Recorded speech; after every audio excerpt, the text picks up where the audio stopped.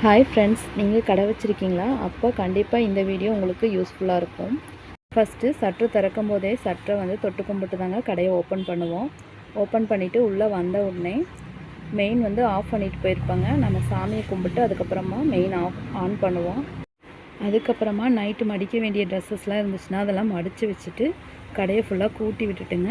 வெள்ளி செவ்வாய் தவிர்த்து மற்ற நாட்களில் வந்து கடையை மாப் போட்டு தொடச்சி விட்டுட்டு வெளியே துணியெல்லாம் மாட்டி விட்டுட்டு டேபிள்லாம் க்ளீன் பண்ணிடுவோங்க. முந்தின நாள் நைட்டே கடையை க்ளீன் பண்ணி வச்சுட்டு போயிடலான்னு சொல்லிவிட்டு அந்த மாதிரி க்ளீன் பண்ணி வச்சுட்டு போகக்கூடாதுங்க. எப்போவுமே கடையை ஓப்பன் பண்ணதுக்கப்புறமா காலையில் தான் வந்து க்ளீன் பண்ணணும். கடைகளுக்கு சாம்பிராணி போடும்போது இந்த மாதிரி மருதாணி விதைகளை 2-3 அதில் சேர்த்து புகை போட்டோம்னா நம்மளுக்கு வந்து பண வசியம் ஏற்படுத்துங்க.